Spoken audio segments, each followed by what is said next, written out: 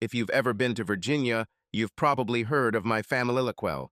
My name is Vincent Lockwell, and I am the president and owner of Lockwell Industries. My family and I own two food processing plants in Virginia, as well as a chain of electronics stores in every state on the East Coast. But my proudest achievement is the Lockwell Law Firm, which I built with my two sons and daughter.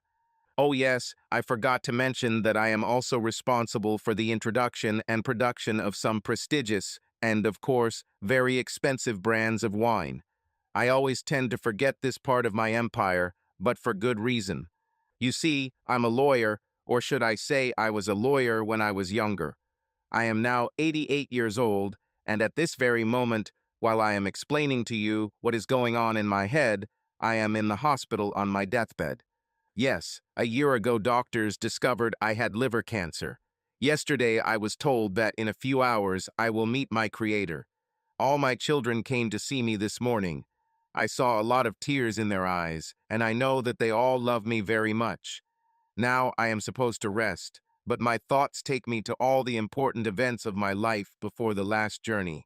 I have nothing to complain about in life, well, almost nothing. With the exception of a few bad decisions I've made and a few bad actions that I'm ashamed of, and for which I ask God to forgive me, I truly believe that I've lived a good life. I also know that I will leave a mark on this world. But the greatest achievement in my life, the one I am most proud of, was raising my children in the path of righteousness and justice and instilling in them respect for others. You see, my wife and I raised a family of 6 children, 3 boys and 3 girls. Each of them is now married or married, and each has their own children. But what's special about my children isn't that my wife and I raised them to be kind and caring people. No, back in the days when we started having a family, young couples were expected to have many children and for their parents to guide them on the right path in life. No, the most special thing for me is that when I was a young teenager, this was in the early 40s, I became seriously ill. I had a very high fever for 2 days and 2 nights. I recovered after a week or so, but later learned as I got older that the fever had affected my ability to have children. When, after several years of marriage, I took tests and found out that my wife was still not pregnant, the doctor told me that I had 0 chance of becoming a father.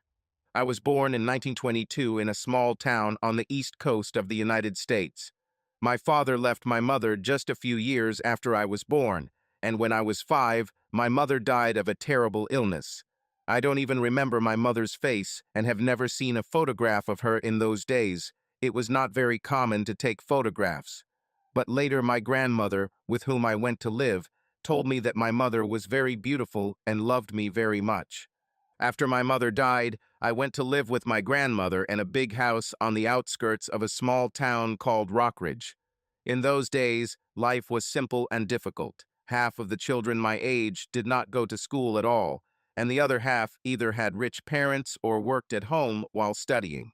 But although I was not born into a rich family, I was still one of the lucky ones because my grandmother insisted that I complete high school after completing primary school.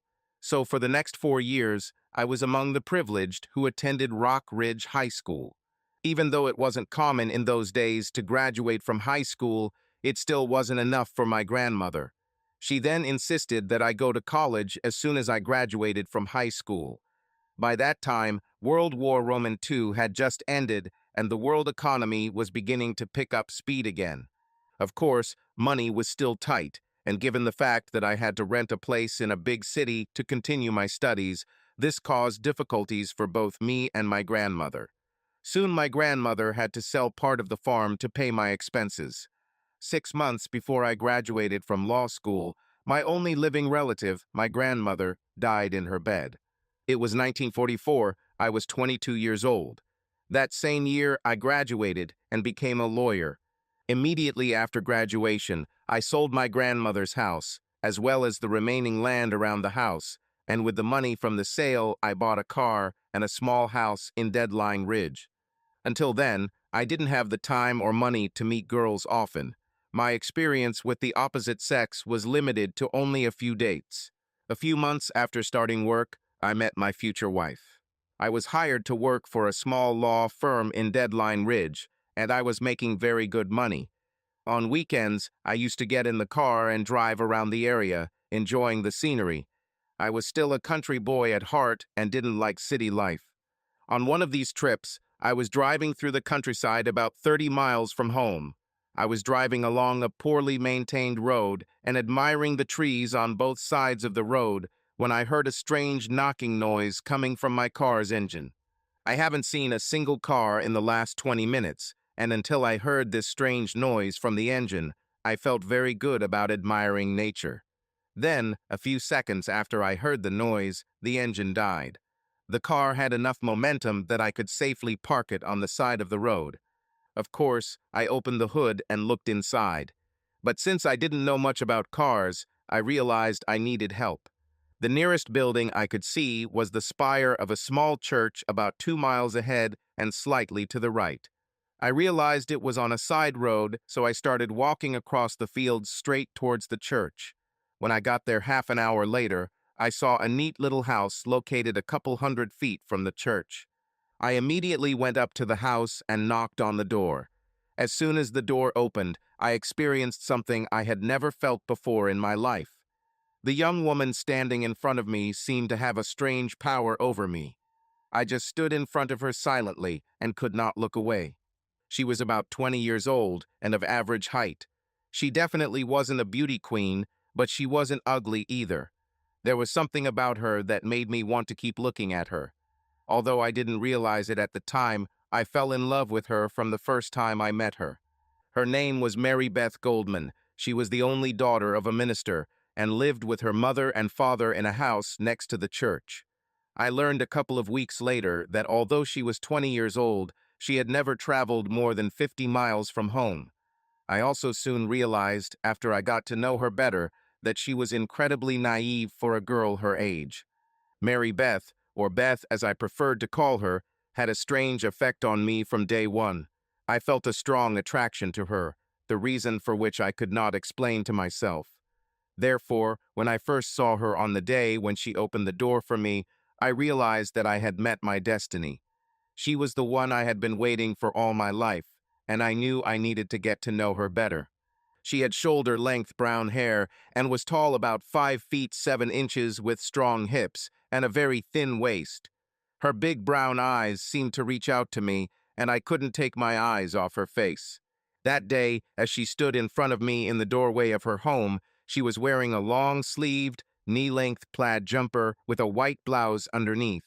Despite this, I could tell that under all the layers of clothing covering her, she had a very full and attractive bust. Soon I started dating Beth. Her father didn't approve of me at first, but her mother did, and since Beth was already 20 and old enough to make her own choices, I gradually got to know her better as we dated. Less than 9 months after we met, we were married and she moved into my house. By this time, Beth was eager to have children, and since I was now successful as a lawyer, we bought a much larger house in Rock Ridge Heights, a house with more land around it. The house, like the entire street, was located on a high and long ridge in the southern part of the city. From here, we had a wonderful view of the city itself below us, as well as the wide river several miles away. It was a very large house, built 50 years ago, but was still in very good condition. Apart from a new roof and paint, it needed very little repair. We had neighbors on either side of us, but since most of the houses on this street were built on large lots, our neighbors were at least 100 yards away on each side. In front of us, on the other side of the street, there were no houses, since the rock ridge on this side of the street was not wide enough to build houses there. Behind the house, there was a forest that led to a small road behind our street. This way, we had all the privacy we needed and were still fairly close to the city below us. To the left of our house lived a married couple who had no children. It was the Erikssons. Sven Eriksson was a Swedish man, 30 years old, who had been married to his American wife Alexandra for a couple of years. Alexandra was about the same age as Beth, but unlike my wife, she had long dark hair and was shorter than Beth. She was very beautiful and laughed all the time. Once we moved into our new home, both women became very good friends. Sven and I didn't become friends as women. In fact, I found him self-centered and very arrogant. Therefore, although our wives were good friends and visited each other constantly, I had to force myself to be nice to Sven. I suppose he valued my company no more than I did, and we only spoke to each other on those special occasions when the four of us dined together in the courtyard. I soon learned that Sven's family moved to America when he was still a young man. His father was involved in winemaking. Sven was now the owner of his father's business and had a dozen full-time employees working for him downtown. He even had 4 or 5 brands of wine that were sold in half the states in the country. In his large cellar with a constant and ideal temperature, he constantly experimented with the creation of new varieties of wine. It is worth mentioning here that deep below some of the houses on the ridge, where our houses were located, were many natural caves connected to man-made tunnels deep in the rock. They were used a century ago to store prohibited goods. Because the main tunnels opened onto the river, this system was also used during Prohibition to hide and transport illegal alcoholic beverages along the river. Sven's parents immigrated to America from Sweden, and both are now deceased. As for Sven, he was a typical Viking in appearance. He was tall and muscular. He wore his blonde hair quite long, although this was not fashionable at that time. He also had clear blue eyes, and even his voice was deep and powerful. Yes, he definitely had that wild look that comes to people's minds when they hear the word Viking. But I didn't like him at all. He had this one self-centered demeanor, and on more than one occasion, I saw him look at my wife in a way that left no room for imagination. I mentioned this to Beth several times, but it seemed to amuse her, and she just laughed, asking me if I was jealous of Sven. We had been living in our new house for a year and Beth was still not pregnant. So one day she suggested that we both go to our family doctor to check if we had any problems.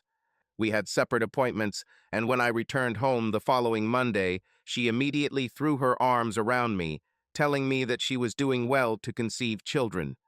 Now she was wondering what the doctor would tell me since my appointment was scheduled for Friday of that same week. So, after answering many questions, the doctor took from me tests and examined them under a microscope. Then I was shocked to learn that I had no chance of becoming a father, zero. In other words, if I ever had the chance to become a father, it would be a miracle. It was devastating. I couldn't even imagine how Beth would react to this news. After all, she really wanted us to start having children.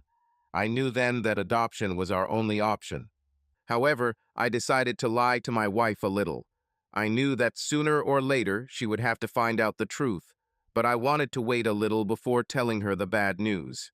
So when I got home that day, I told her that I was fine and we shouldn't have any problems conceiving a child. So life went on. One day, a couple of months after visiting the doctor, I noticed the first signs that something was wrong. Firstly, the dinners she prepared for me every day when I returned home were not as fancy as they used to be. Now we began to eat much simpler cold meat dishes and salads. Then I noticed that the house was no longer as perfect as before. Of course, the house was still clean, but little things like the bed being neatly made as it always had been before, and the laundry not always being done on time like before. Even the dishes often remained in the sink for half a day. Another change I noticed was the way she started dressing at home. I couldn't explain these changes. Of course, I didn't make a big deal out of it. Then a couple of weeks later, I got a terrible shock. As soon as I returned home from work one day, she told me terrible news. She was pregnant. She, of course, expected that I would be overwhelmed with joy as soon as I found out about it. She was extremely excited and smiling when she told me this, even hugging me and kissing me, expecting me to share her joy. "Are you happy, Vincent? Finally, we will become a real family. You will become a father, and I will soon become a mother." This is a wonderful surprise, Beth. I almost lost hope in our ability to have children. I know this is very important to you, and of course, I'm very happy. Deep down, I still didn't know what to think. There were only 2 possibilities for her being pregnant. Either the test they gave me was wrong, or my wife was cheating on me. From that day on, Beth lived in her own world. She immediately began planning to renovate one of the rooms for the coming baby. She also started buying clothes for herself and the baby. The first question I asked myself then was, with whom could she cheat? I spent many sleepless nights trying to figure this out and always came up with the same answer. She must have cheated on me with our neighbor Sven. The thing is that she was at home all the time, and since she did not yet have a car for travel, she could not go far from home. In addition, I knew that Sven's wife, Alexandra, often went to visit her disabled mother, who lived in Maple Hill, about 90 miles away. Every 2 weeks she went to her mother for a couple of days by train. I have already noticed that on the days when his wife was away, Sven stayed at home to do his winemaking in the cellar. It was too much of a coincidence. I thought that he and my wife must also have been experimenting together. But even though she was carrying Sven's baby, she was still so sweet to me, constantly trying to get me onto the couch or into our bedroom so I could make love to her. If it was possible, she was even more ready and eager to have sex with me all the time. Whatever I wanted to do with her, she agreed and participated in it with great pleasure. However, I knew I had a big decision to make. I needed to decide what to do. Should I get rid of her immediately or just pretend nothing happened and continue making love to her for a while longer? After all, I had no reason to complain about the amazing sex we had. Plus, she took care of the house and me, and when she put her heart into it, her cooking was fantastic. So I decided not to rush things and see what happens next. Besides, if I had to leave her, I would need solid evidence of her cheating. There were no DNA tests in those days, so I needed to find hard evidence of their connection. Something like photographs or witnesses of her actual infidelity with Sven, or the fact that I was infertile, which had to be proven 100%. 2 weeks later, I went to Richmond under the pretext that I had business there, and the doctor checked my tests again. As expected, I was told that I was completely unfit to become a father, and the doctor even added that there was no hope of changing this. This only confirmed what I already knew. Beth cheated on me in a twisted way. She had allowed another man to father her child, and now planned for me to raise that child as my own. Now that I was succeeding in law, I was also in the process of purchasing the law firm in which I was a partner. This left me with very little time to think about or follow up on her cheating. Several months passed, and I still couldn't catch her in the act of being with Sven. I was devastated by what she did to me, but at the same time my irritation subsided a little. Every time I returned home from work, Beth would ask me to run my hand over her belly to see if it was any larger than the previous day. But what she didn't understand was that every time I looked at her pregnant figure, I felt a lot of emotions. At first, I felt anger building inside me. Here my loving wife stands in front of me, asking me to feel her pregnant belly, in which someone else's child is growing, while she pretends that it is mine. Every time she did this, I couldn't help but imagine her and Sven laughing at me together and making jokes about me. Then a lot of questions popped up in my head. Where did they have sex? How often did they do this each week? When I thought about this, I felt a whirlwind of emotions, ranging from rage to self-pity, moving through curiosity and love. Yes, I still loved her. I soon received the answer to the last question when I returned home from the office one afternoon to get the necessary documents. Last year, I had a contractor build an addition to our home over a large garage. I needed space for a home office and built it over our home's double garage, connecting it to the house. My home office had a door leading to a second-floor hallway and also an entrance with stairs inside the garage itself. That day, I parked my car in the garage as usual. But since I was planning to leave as soon as I got the necessary documents, I entered my home office through the stairs in the garage. Documents in hand, I was about to leave the same way I came when I heard strange sounds from behind the door leading into the corridor of the house. Then it dawned on me.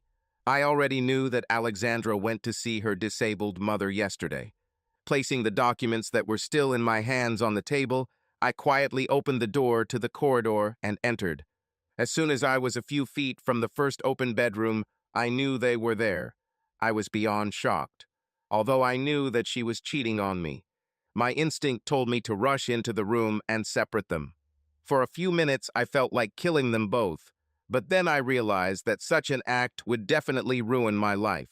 Instead, I quietly returned to my home office and sat at my desk, thinking about what I had just seen.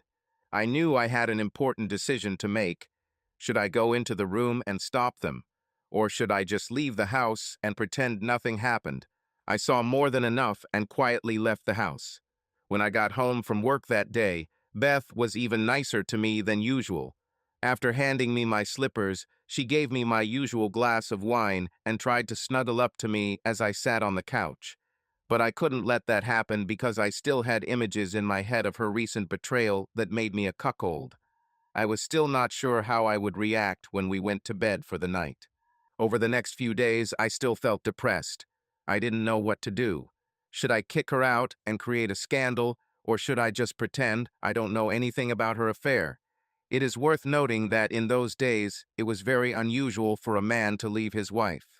Man divorcing with his wife did not have a good reputation, as this was considered a failure for both parties in the marriage. I knew my business would also suffer greatly if I got rid of Beth. On the other hand, I had a hard time convincing myself that Beth still loved me. Of course, she was always ready and even eager to have sex with me. She took care of me and was a very good housewife. But did she love me now that she had sex with Sven? She may have loved, but at the same time I knew that I was not the only man in her life and in her heart. Now I was a cuckold, and perhaps she respected me less than before, even if she thought I knew nothing about her affair. But nothing could be changed about what she did. Either I accepted it and lived with it, or I got rid of her. Like water flowing down a slope, I chose the path of least resistance and did nothing about her connection with Sven. I just pretended that I knew absolutely nothing about her cheating.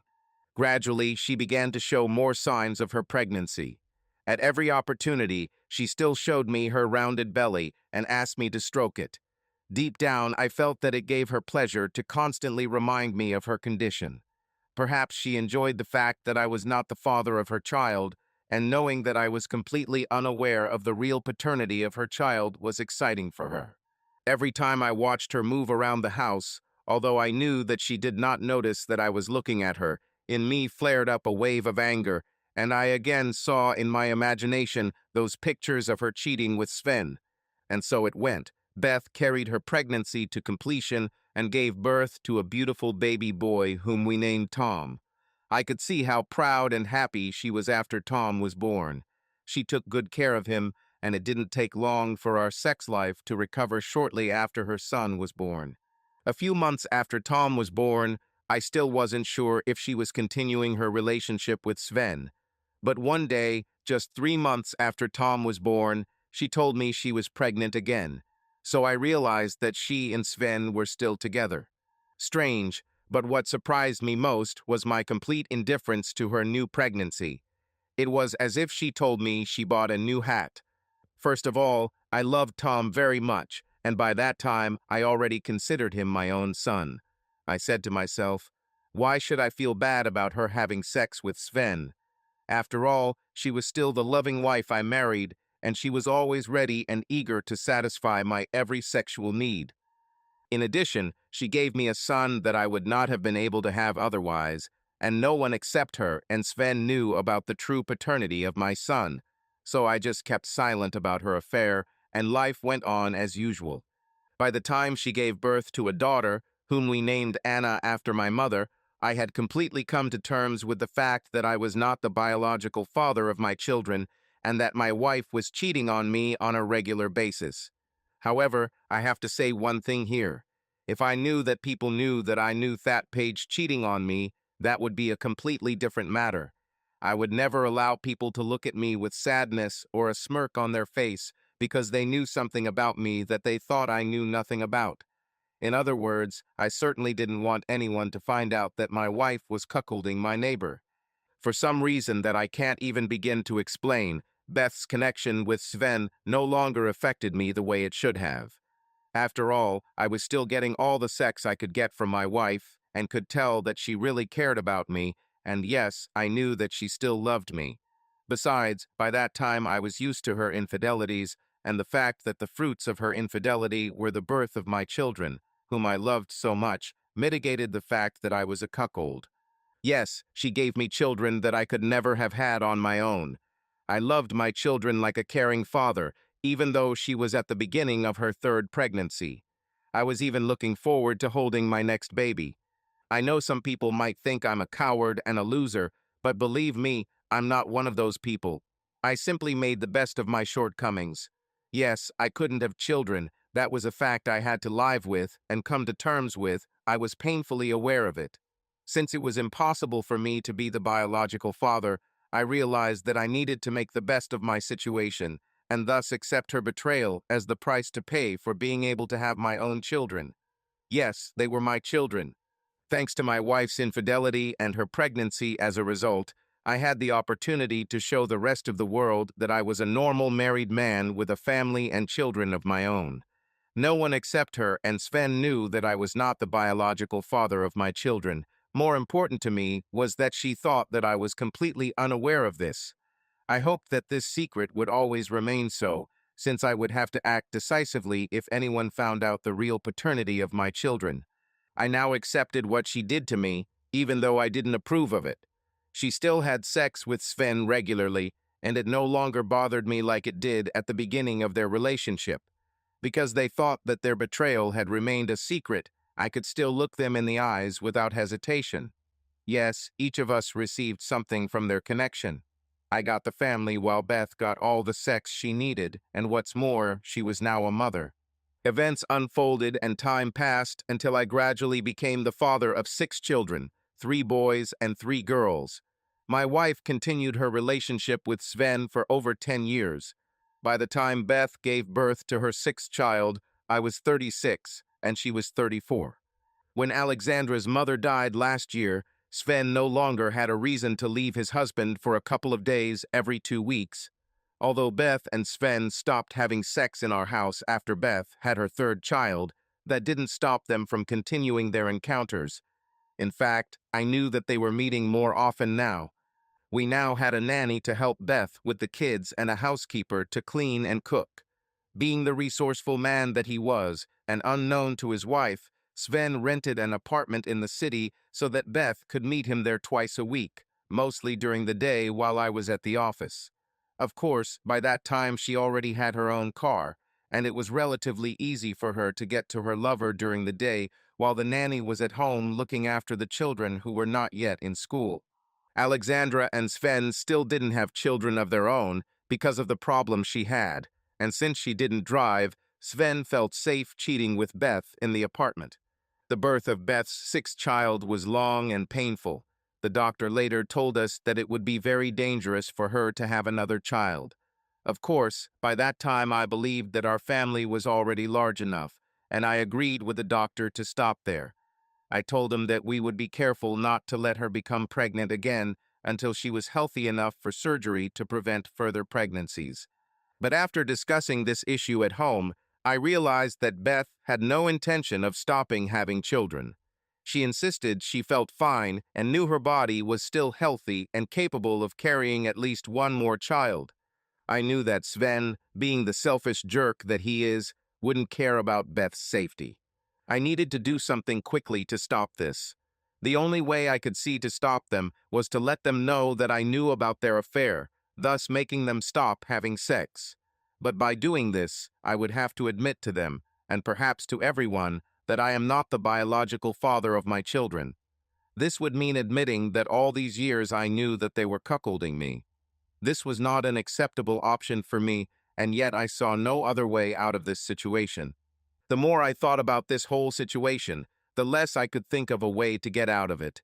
Admitting that I knew from the beginning about my wife's affair with Sven, and worse, letting my wife know that I already knew that I was not the biological father of my children, was devastating for me. The first week after Beth returned from the hospital after giving birth to her daughter, I couldn't sleep more than 2 or 3 hours a night. Of course, she hadn't started having sex with Sven yet, but it was only a matter of time. It was clear that she had no intention of waiting the full 40 days the doctor recommended before having sex with Sven. So knowing this danger forced me to take action. I told myself that since I had to choose between Beth and Sven, I would choose Beth since she was my wife, at least in name, and besides, I had children to think about. So that day I decided that Sven should leave. On the day I bought my house, almost 12 years ago, I was shocked to discover that the basement of the house was part of a tunnel that also ran under several other houses on the street. The tunnel led towards a river several miles away, and the ridge on which the houses were built contained a network of caves connected by this man-made tunnel. Of course, the first thing I did after buying the house was make sure both ends of the tunnel were closed. On one side, it went about 50 feet where the ceiling collapsed and completely blocked it off, so there was no problem on that side. But on the other side, the side leading to Sven's house, it continued for more than 200 feet to a thick oak door that was still in good condition. There was also a small pile of rocks that had fallen from the ceiling in front of the door, preventing it from opening. I knew there was no need to be afraid that someone could enter my house through the tunnel. The tunnel was located quite deep under the house, and 2 stairs led to it. The first, wooden one, led to the basement of the house. From there, a second set of steps cut into the rock descended another 20 feet or so, giving access to the tunnel itself. I had never tried to open a thick oak door before. Firstly, it was locked with a huge lock, and then, even if it were possible to open it after all these years, the pile of stones blocking it was enough to scare away anyone who tried to do so. But now, since I needed a way to get into Sven's cellar without being seen, I wondered if the passage on the other side of the door led to his wine cellar. After I cut the old lock with a saw, and then struggled to open the thick door a few inches with a metal rod, I felt a draft. Then, after many hours of work stacking stones on either side of the wall, I was ready to enter the other side. Holding the flashlight in my hand, I was able to squeeze through the open part of the door. As expected, after walking less than 100 yards, I found myself behind a tall counter loaded with bottles of wine. I knew I was in Sven's wine cellar. With difficulty waking up between the counter and the wall, I found myself in the middle of his wine cellar. Of course, I had already been here several times with him, and I was familiar with the location. There were thousands of bottles of a variety of wine, carefully placed on racks, and at the far end of the cellar were several dozen wooden barrels of wine that were ripening. Now I knew that I had a way to get into his cellar without being noticed, and before going back, I took with me a bottle of his best wine. My plan was simple. I knew that he already had batches of experimental wine that would soon be moved to the lower part of the cellar for secondary fermentation, since the temperature there was more suitable for slow fermentation. I came up with a plan to get rid of Sven. I knew that his wife Alexandra never went down to the lower basement of their house. She was afraid to go there. I stayed home for the next 2 days, working in my home office and mostly watching Sven's house. As soon as he arrived home, I went into the tunnel and waited. On the second day, I saw him arrive home at 4 o'clock in the afternoon, and I knew that he was going to check his wine before dinner. He always did this when he came home early. I was standing with my ear pressed to the closed tunnel door when I quietly heard the sound of glass breaking from the other side. Only at the beginning of the evening, a hysterical and crying Alexandra came running to our house. It took several minutes before my wife and I were able to get her to say that she had found her husband on the floor in the lower basement. I immediately went to check the stairs from above and called the police. Hours later, his body was removed and his death was declared an accident. Alexandra, and especially my wife, were devastated by Sven's death. But deep down, I felt relieved. After all, he made a fool of me all these years and fathered all my 6 children, thinking I didn't know anything about it. All this time, he must have been secretly laughing at me for raising his children. No, I didn't regret that he died at all. He had sex with my wife behind my back for years. I even heard him say nasty things about me when he was with my wife. Besides, it was a choice I had to make. It was either his life or Beth's life. Besides, it was only fair that he paid with his life for what he did to me. Far from regretting that I was responsible for his death, I felt some relief now that he was no longer around. Of course, Beth didn't get pregnant again, but she was in shock and sad for a very long time after Sven's death. I knew that she really missed her lover, but less than a year after his death, she had diagnosed with a disease, and 6 months after diagnosis, she died. My youngest child was not yet 3 years old at this time, and my eldest son, Tom, had turned 14 the previous month. I had 6 children at home with me, and everyone truly believed they were mine since I was the only one alive who knew the truth about my children's real father. Now it felt like a huge weight had been lifted from my shoulders, as I was no longer afraid that the truth would suddenly become known to everyone. Out of pity for my family and me, or because she was lonely at home without her husband, Alexandra began to visit us more often. I didn't care for what reason, but her presence and help to the children and me in the evenings was a blessing to the whole family. Gradually, she began to spend more and more time with us, and after a couple of months, she came to our house only to spend the night. Of course, the nanny and housekeeper were still there to help, but Alexandra slowly began to take Beth's place in the children's eyes. Then one Saturday evening, after leaving the children in the care of a nanny, I invited her to a restaurant in the city, and afterward we went dancing. She was nothing like Beth. Alexandra was gentle and affectionate. Within a few months, we both realized we were in love with each other, and less than a year after my wife died, I proposed to her. We had a wonderful life together. She was the perfect wife for me, and by the time the last of my children left home and went to university, Alexandra and I were still very much in love and very rich. My 2 children now worked with me at the law firm, and Alexandra's winery in town, which she had inherited from her cheating husband, was also making a lot of money, now employing over 50 people. Now this brings me back to the present. Alexandra died in her sleep last year. She was 85 years old, and I know she had a very happy life with me. Now mine has arrived turn to join to her, and that is why I am now so eager to leave this world. I had a good life despite the fact that my children are not mine, but when I die, no one will ever know, and my secret will be lost forever, as it should be. Everyone here knows about the family LOCKWELL from Virginia, and I know I have definitely left my mark on this world. Subscribe to our channel so that your second chaff doesn't cheat on you, and go ahead and listen to the next story, because this story is nothing compared to the next one. If you're under 18, don't even think about listening to the next one.